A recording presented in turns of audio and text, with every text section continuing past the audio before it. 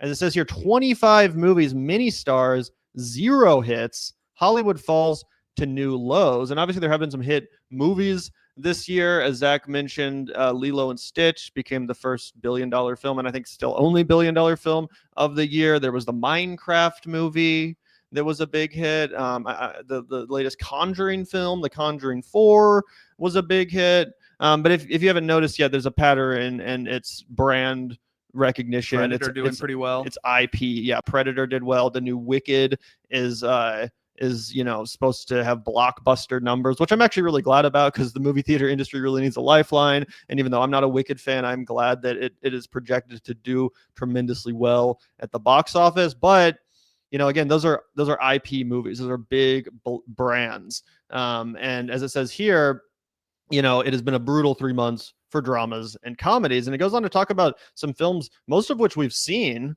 But as it says here, not one of the 25 dramas and comedies that movie companies released in North American theaters over the past 3 months has become a hit. Certainly not in the way that Hollywood has historically kept score. Some have played to near empty auditoriums, including After the Hunt, starring Julia Roberts, Christie with Sydney Sweeney, and Die My Love, featuring Jennifer Lawrence and Robert Pattinson. To succeed in theaters today, dramas and comedies must have event status, something truly elevated and special, said Kevin Goetz, an author of the new book, How to Score in Hollywood, which looks at film bankability. It's not a phase, he added. It's an evolution you can't reverse. So that's pretty scary. We'll read some more details in a second, but that's pretty scary for those more adult films, movies like After the Hunt or Die My Love, movies that are mature films made for adult audiences. They're not pandering to children. They're not pandering to teenagers or the family or whatever. These are real adult movies, whatever you think of them. I wasn't a huge fan of After the Hunt. I wasn't a huge fan of Die My Love, but these are, serious works of art from capable, talented filmmakers that have a great cast. They should have made more money than they did. They at least should have started more of a conversation than they did. Again, given that level of talent, that level of star power, it's pretty crazy the degree to which they flopped. So yeah, I think that this is going back kind of to exactly what I said. If your movie doesn't have that event status, if it doesn't really feel like, oh, there's a party here that you want to be a part of in the theater, most people will just wait for streaming because TVs have gotten to the point where you can get a pretty big, pretty nice one with a decent sound system for not that much money. You don't have to have some, mansion to have a decent at-home theater experience. Specifically after COVID, a lot of people took that opportunity to really upgrade their at-home setups. They got bigger TVs, they got bigger sound systems and better chairs or couches, whatever, because they had to. And since then, their habits have changed. And yeah, when it comes to a movie like After the Hunt or a movie like The Smashing Machine starring The Rock, which we saw but totally flopped, more often than not, they're like, yeah, I'll just wait to see it at home. I'll just wait the 2, 3, 4 weeks and see it at home for much less money and in the comfort of my own living room. Yeah, that's definitely the decision that I think a lot of people are making. There's no argument about that. I would say, in my view, it's kind of a confluence of things, none the least being the shorter window between when something is released theatrically and when something hits streaming services. As we talked about earlier, that Good Fortune movie, right? I was tempted to go see it in the movie theater. And then 2 weeks later, it was like, oh, it's $19.99 to watch at home. Do I really need to go see it in the movie theater? It will be cheaper if me and my girlfriend just watch it on our couch. I do think COVID really changed a lot of people's habits, obviously with the Warner Brothers HBO Max deal that Christopher Nolan was historically livid about. He hated the fact that they were doing that. And I think he was smart and prescient in forecasting that it would have reverberating effects on the state of Hollywood. But I would also add that most of those movies that we named, I didn't personally think were very good. I don't think they had very positive word of mouth. And I'm hoping that that has something to do with why they flopped. And in a year where we have stronger releases that with more positive word of mouth, then the film bro community can really kind of use our vote with our dollars and help these films out. Because I think if you take a film like After the Hunt, I went and saw it out of obligation because we both wanted to be able to discuss it. We both were curious about Luca Guadagnino because he's done work that we both really enjoyed. And I felt terribly unsatisfied by that. I felt like it was too long. I felt like it was written by problems. And I think that was kind of the consensus about it.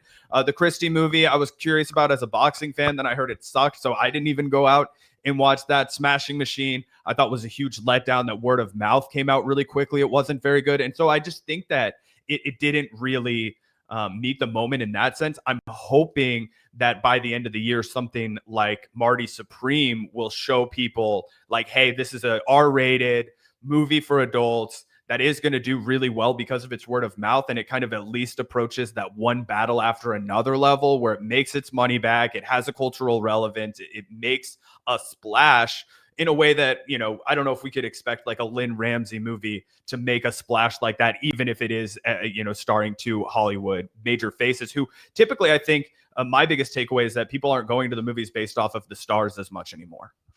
Yeah, I think you're right to an extent, but I also think that both One Battle After Another and Marty Supreme are kind of, they're adult films, but they are still more event movies in the sense of their big budget. One Battle After Another is a giant spectacle of a film. Marty Supreme is the most expensive A24 film ever produced. I think these movies really will, in addition to the Oscar hype. They will end up being successful in theaters, but there does need to be room for the really movies that are smaller than that, even the ones that aren't necessarily Oscar contenders or these big budget extravaganzas. Movies like, for example, Caught Stealing. I agree with you about The Smashing Machine. I agree with you about After the Hunt and Christie. These were all pretty mid movies that, kind of seem to deserve the fate that they ultimately got at the box office because they just weren't really worth watching.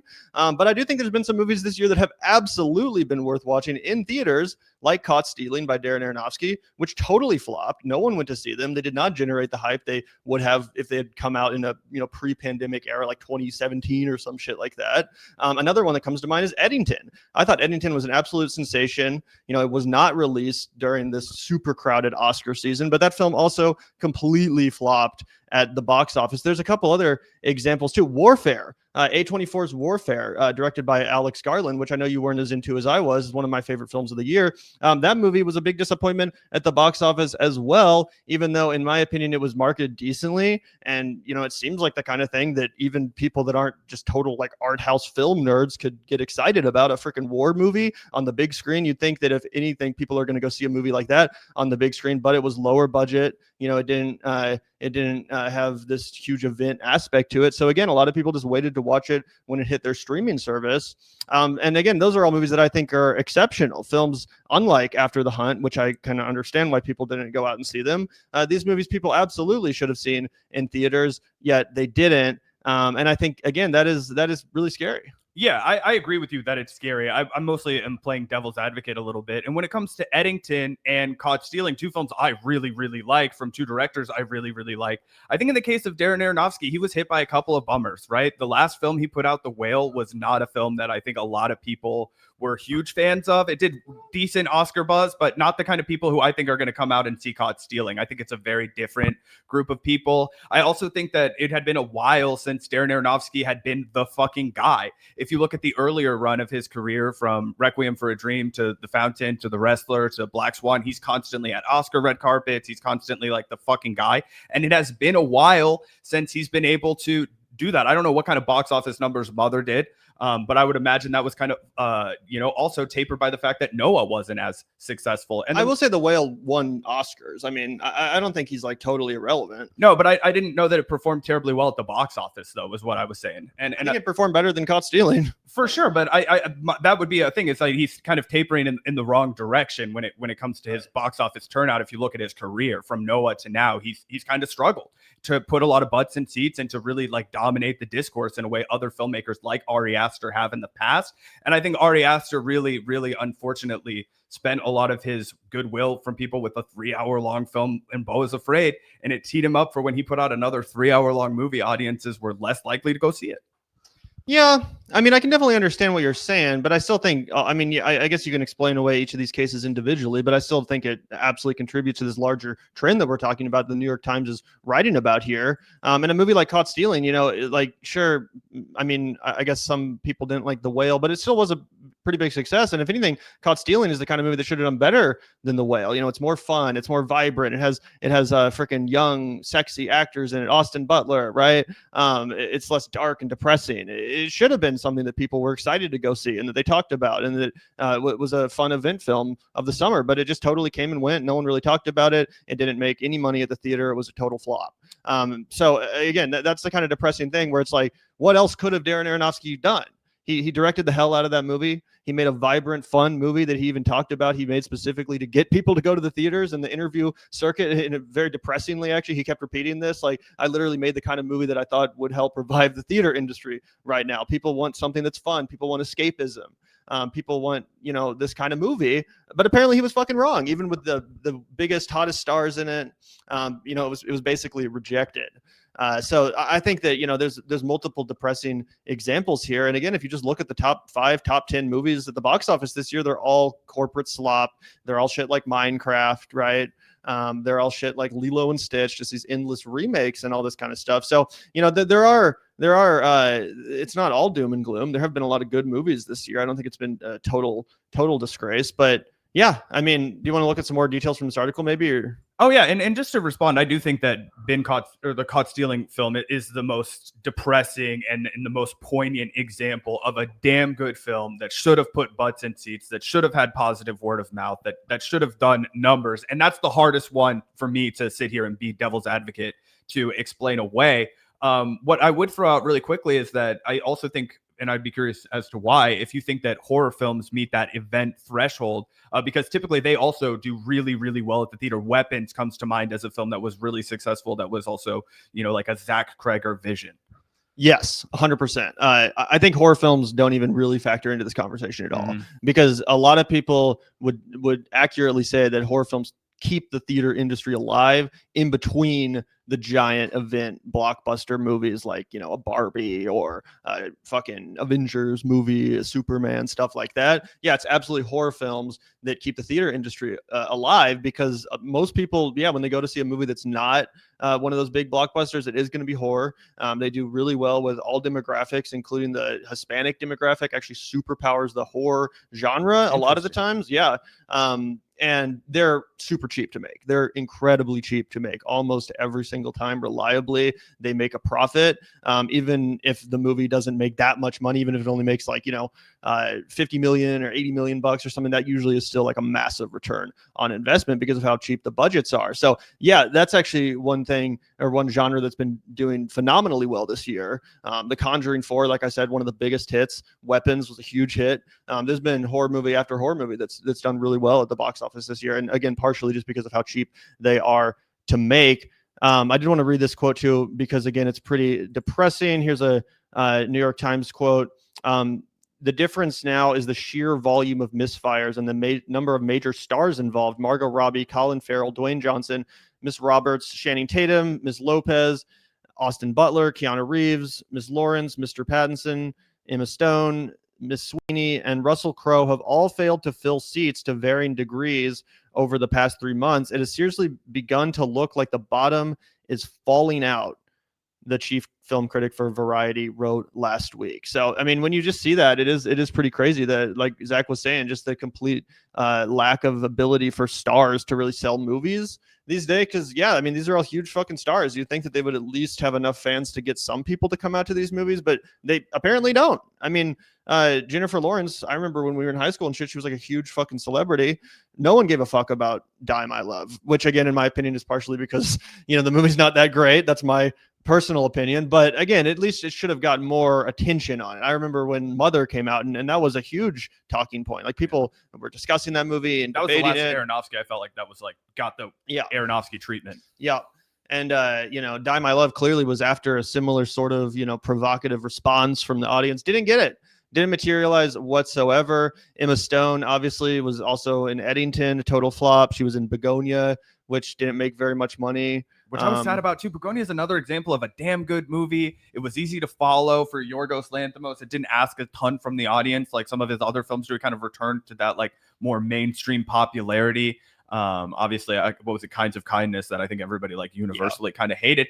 But I also, just to throw this out there, just to be like, maybe it's pure cope, and people in the comment section are going to be like, Jesus Christ, Zach, face the music, face the reality. The film business is down bad. How much of this could be rectified, Gavin, with better marketing? That Roofman movie I thought was really solid, but we talked about how right after it was over, the name Roofman didn't really help it because the superhero craze is over, and you can't just make everybody into a superhero. And so, the way that it was marketed, it could have been different. It wasn't the strongest film of the year, but I liked that it was shot on film and it had some personality to it. And I think Channing Tatum's a great charismatic lead. So I'm wondering if, the Big Bold Beautiful Journey, I thought looked like it was garbage. So maybe they did a poor job marketing that as well. I didn't bother to even go out and see it. It looked like, I didn't even realize it was like a well-known director that had made it, and somebody that was like a real person with vision. So I'm wondering if maybe the producers, the people who are in charge of marketing these films and putting the butts in seats, need to do a better job of, connecting the dots between people who are a good fit for caught stealing and getting them into the theater. I also think movie tickets are too expensive right now. One of the things that I noticed about myself is that now that I don't work like a 9-to-5 job, I don't bartend anymore, is like I can lock into movies like this. I love just plowing the fuck into movies. And I'm wondering if, a lot of people, they're like fucking too exhausted. They're having trouble focusing. They think it's too expensive. They can't plan it in their day. It should really be on the producers and the money men in Hollywood to figure out how to entice people to get back into the movie theater, in my view. Yeah, no, I think you're definitely onto something there. And another problem with that is people don't want to spend more money going to the theater because they already are spending money on their streaming services. So they're like, why am I going to go spend more money to see this movie in theaters when I can eventually just wait for it to come to the streaming service that I already do pay for? So that's really compounding the issue that we talked about there. And as far as the marketing campaigns, it's a bit of a gamble, right? I mean, because for a movie like After the Hunt, right, it might look even more like a disaster if they had spent an extra massive chunk of change trying to market the movie only for it to fail anyway. That's always a gamble, right? You don't want to just double the freaking budget for no reason only to get like 10% more people to ultimately go out and see theaters and see it. What I do think more movies should do, and or at least try to do, is to not necessarily spend more money on marketing, but just have smarter, more interesting marketing campaigns. We're about to talk about in a second the new Osgood Perkins film Keeper. One of Osgood Perkins' previous films, Longlegs, absolutely had one of the most brilliant marketing campaigns of all time. In the lead up to that movie, they were releasing these like cryptic kind of teasers and these really disturbing, horrifying little short videos and images that people were trying to decrypt and understand and make heads or tails of. And honestly, that marketing material was better than the movie itself. It was such a good marketing campaign that by the time the movie came out, it didn't really live up to it, in my opinion. But it definitely got butts in seats, and it got people talking about that fucking film. Every time one of those trailers came out, that shit trended. And I mean, that's totally free. It doesn't cost anything to post little videos to your fucking social media feed, as Neon did in that instance.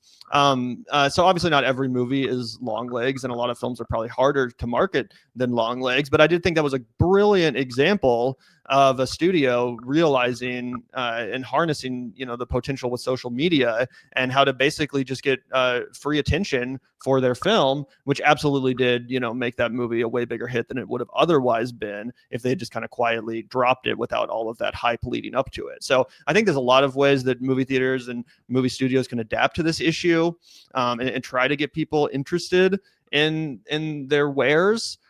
Because we definitely need to reconsider a lot of things at this point. Clearly you can't just drop a movie like After the Hunt and sell it based on the fact that Julia Roberts is in it. Yeah, I think you're onto something right there with the inventive way of marketing the content. One film that I think could have gone completely by the wayside, nobody would have talked about it or discussed it, but it was a standout film of my teenage years, 10 Cloverfield Lane. I have it fresh on the mind because Dan Trachtenberg's directed the Predator Badlands movie. But when that film came out, it was not at all attached to Cloverfield at all as a franchise. It was just a film that J.J. Abrams' production company saw and thought did really well on the film festival circuit, and they bought it and they were like, how are we going to mainstream release this? How are we going to get people to show up to it? Because we think this guy has a lot of talent. Apparently J.J. Abrams like fucking loved Dan Trachtenberg and thought that he was super special. And so he wanted that fucking film. And what they did was they gave it the 10 Cloverfield Lane. They shot an additional 10 minutes of footage that they put at the end of the movie. And then they ran all kinds of the same marketing promotions that they had done a decade before for the original Cloverfield movie. They built fake websites. They put out this Swamp Pop line that was exclusive. And it was like, buy this. And J.J. Abrams still had a lot of sway with his cult of personality following at that time. and it drummed up, and 10 Cloverfield Lane made a shit ton of money at the box office for how much they spent on it. So I think being clever like that and being creative like that can go a long way, and it'll really be memorable. I still think about the praline and cream swamp pop I bought. Yeah, if only they had been able to find a way to make After the Hunt part of the Cloverfield universe, you know, at the last minute an alien pops up and abducts Julia Roberts or something. No, I totally get what you're saying, though. Begonia could have gone for that. Yeah, there you go. Begonia, a part of the Cloverfield universe, a Cloverfield story. But no, I get your point, and I mean, obviously, going back to the original Cloverfield, which you also mentioned the marketing campaign for, that was just absolutely fucking brilliant. Again, not that I really even remember it because I was so young at the time. We were in like fucking middle school or elementary school when the first Cloverfield came out. Yeah. But I remember people talking about it, and the way they teased that film was like no one knew what the actual threat was. No one even knew it was going to be like a giant monster until the movie actually came out. But a lot of people were just like, "What is this movie about? Like, is Jesus coming back? Is the world ending? Is the apocalypse? Like, what is causing all of this destruction? What's going on?" And it really did get people guessing and creating theories and, you know, going crazy and stuff like that. So marketing campaigns, you know, a lot of times they're super mid. They're just really kind of underwhelming. Like it's honestly a miracle that One Battle After Another did as well as it did, because I thought the marketing campaign for that was pretty mediocre. I thought they really kind of shied away from what the film was actually about and tried to just present it as looking like this sort of bland, you know, action movie without being at all specific. We were both pretty convinced it was going to lose money. Yeah, and I mean, it's still, I mean, it might be profitable, but I think it did globally pass its like $180 million budget. I don't know if that includes marketing though. It definitely doesn't. But I do think that film was more of an awards season play for Warner Brothers. They don't really care about how much money it makes. Sure. They really just, you know, want the prestige associated with having a Best Picture front runner, which they do have. Oh yeah, and it didn't flop. No, it didn't. That's one of the few movies this year that you can actually point to where it was like worth it for the studio to spend the money and where they actually got a serious return on their investment, which is good because that film was brilliant, obviously. Yeah, one of my favorites of the year. Yeah. But yeah, I mean, it's depressing. Obviously, we don't have all the answers. We're just here to analyze and bitch and moan about how our, you know, fellow Americans don't go to the movies as much as we do. We've been putting the work in. I've been to the movies 37 times this year. Yeah. Probably a similar number for me. But yeah, I mean, I don't know. Yeah, it's unfortunate. I hope that we're able to turn this around. I think next year we're gonna have a lot more success. I think that you have big cinematic event projects that are hopefully going to get people to reestablish their I don't know, behavior patterns to go back to the movies, because you have the Odyssey, which I think is going to be both a drama and an epic and an event, and it's going to be huge. And Christopher Nolan's never been more popular and powerful than he is right now. Don't we have the next Dune movie coming out next year? I think that there's going to just be a ton of stuff. And while I am really depressed that a movie that I really like, one of my favorites of the year, The Mastermind, went completely by the wayside, and that's another example of just a damn good movie that got zero attention at all. And it had Josh O'Connor, it had Alana Haim, it had the makings of a movie that should have at least, you know, done okay from a prestige director, etc.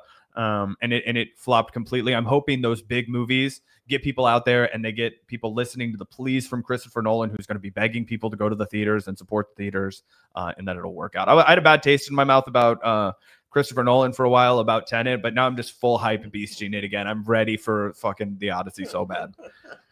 Yeah, I'm also super excited for the Odyssey. Also next year, you know, the Avengers return with Doomsday, so that should also supercharge the theater industry while that's out. Supposedly it's going to come out on the same day as Dune 3. We'll see which one moves first. If either of them does, it would be crazy if Dune 3 and Avengers Doomsday come out on the same day. I have a feeling that Dune probably moves, but we'll see. Either way, I think that's a good and optimistic note to end the segment on. I hope you're right.